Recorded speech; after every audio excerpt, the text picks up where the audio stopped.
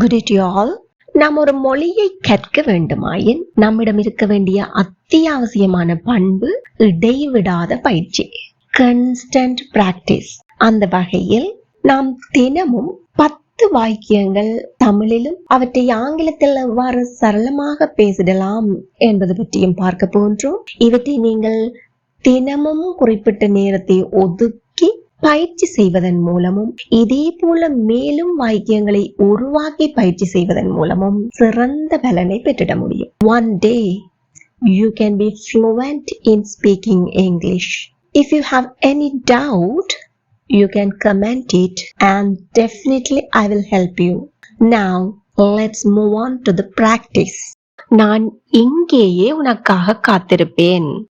இங்கேயே, இந்த இடத்திலேயே. இதை நாங்க ஆங்கிலத்துல எப்படி சொல்லலாம்? Right here, right here.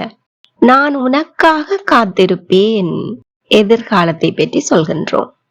என்னுடைய விருப்ப தெரிவு, willingness பற்றி சொல்கின்றோம். வாக்கிய அமைப்பு எவ்வாறு அமையும்? Subject plus will plus V1 form verb.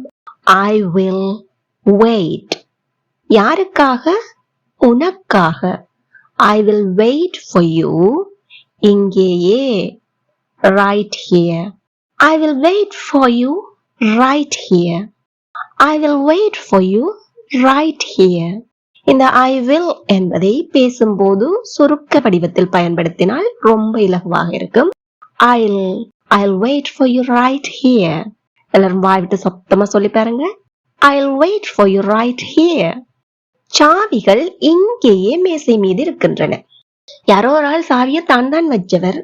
வச்சுட்டு பிறகு என்ன கேட்கிறார்? சாவி எங்கன்னு தேடிட்டு இருக்கிறார். அப்ப வைக்க நாங்க பார்த்துனாங்க, அதே இடத்துலதான் இருக்குது, வச்சதும் அவரே தான். அப்ப நாங்க என்ன சொல்லுவோம்? சாவி இங்கேயே மேசை மீது இருக்கின்றன. The keys are, மேசை மீது இருக்கின்றன. The keys are right here on the table. The keys are right here on the table. Again, the keys are right here on the table. நாம் கூட்டத்தை இப்பவே ஆரம்பிக்கின்றோம். இந்த கணத்திலேயே இப்பவே ஆரம்பிக்கின்றோம். We are starting the meeting. We are starting the meeting right now. இப்பவே என்னும் சொல் என்ன பயன்படுத்தி இருக்கின்றோம்? Right now. We are starting the meeting right now. அடுத்த ஒரு உதாரணம் பார்ப்போம். அப்பவே மழை கடுமையாக பெய்ய ஆரம்பித்து விட்டது. இப்ப மழை பெய்து கொண்டிருக்குது. யாரோ தூங்கிட்டு இருந்தாங்க, திடீரென்று எழுப்பி கேக்குறாங்க, மழை பெய்யுதோ அப்படின்னு கேக்குறாங்க. இதுக்கு நாங்க பதில் என்ன சொல்றோம்? அப்பவே மழை கடுமையாக பெய்ய ஆரம்பித்து விட்டது. இப்பவே என்பதற்கு ரைட் நவ் சொன்னோம். அப்பவே என்பதற்கு என்ன சொல்வோம்? Right then. Right then. Right then it started to rain heavily. Right then it started to rain heavily.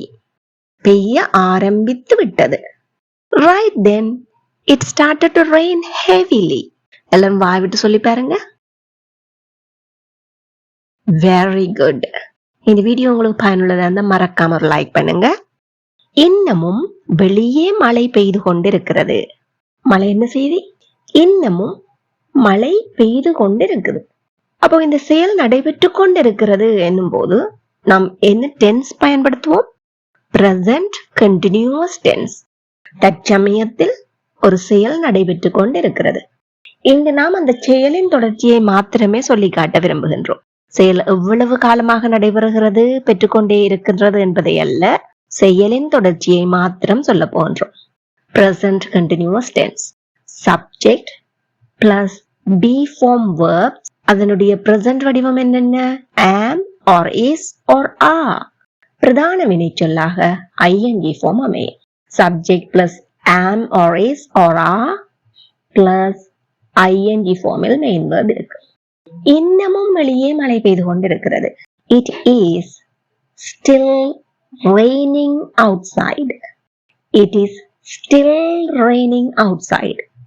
இங்கே இந்த still என்னும் சொல் எதற்காக is and raining இடையில் வர வேண்டும்? இறுதியில் வரக்கூடாதா? இல்ல is என்பதற்கு முன்னால் வரக்கூடாதா? இல்ல ரெய்னிங் என்பதற்கு பின்னால் வரக்கூடாதா? அப்படியெல்லாம் உங்களுக்கு சந்தேகங்கள் வரலாம். நாங்க பார்ப்போம். ஸ்டில் என்னும் சொல் பிரதான வினைச்சொல்லுக்கு முன்னால் பயன்படுத்தப்பட வேண்டும் அல்லது பி ஃபார்ம் வினைச்சொல்லுக்கு பின்னால் பயன்படுத்த வேண்டும். அப்போ இரண்டுக்கும் பொதுவான இடம் தான் என்ன?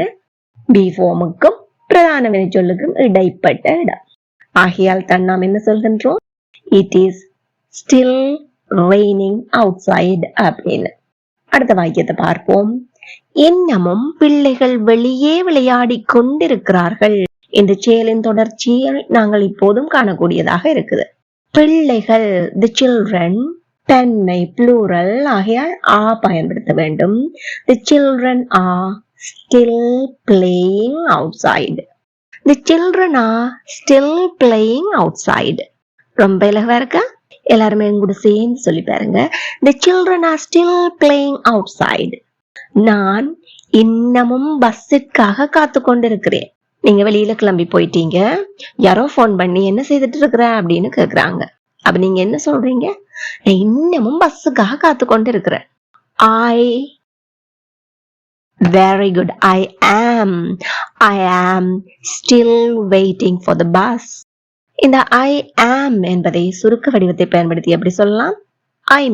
I'm still waiting for the bus. Again, I'm still waiting for the bus. உன்னுடைய கருத்து எதுவாகிலும் தயவு செய்து அதை பகிர்ந்து கொள். எதுவாகிலும், எதையாகிலும், என்னவாகிலும் இவற்றையெல்லாம் நாம் ஆங்கிலத்தில் whatever என்பன இரண்டு சொற்கள் தான். ஆனால் இங்கு இவை இரண்டும் இணைந்து ஒரு சொல்லாக பயன்படுத்தப்படுகிறது. எதுவாகிலும், எதையாகிலும், என்னவாகிலும், whatever. இப்போ வாங்கள் வாக்கியத்தை சொல்லி பார்ப்போம். உன்னுடைய கருத்து எதுவாகிலும், whatever your opinion, தயவு செய்து அதை பகிர்ந்து கொள். Please share it. Whatever your opinion, please share it. Again, whatever your opinion, please share it. கிடைக்கக்கூடியதாக உள்ள வளங்கள் எதையாகிலும் நீங்கள் பயன்படுத்த முடியும். எதை, எந்தெந்த வளங்கள் எல்லாம் உங்களுக்கு கிடைக்கக்கூடியதா இருக்கோ அதெல்லாம் நீங்க பயன்படுத்தலாம். எதையாகிலும் ஜெனரலா சொல்றோம், நாங்க ஆப்ஷன் கொடுக்கல. ஜெனரலா என்னென்ன வளங்கள் எல்லாம் இருக்கோ அதெல்லாம் நீங்க பயன்படுத்தலாம் என்று சொல்லி நீங்க பயன்படுத்த முடியும். You can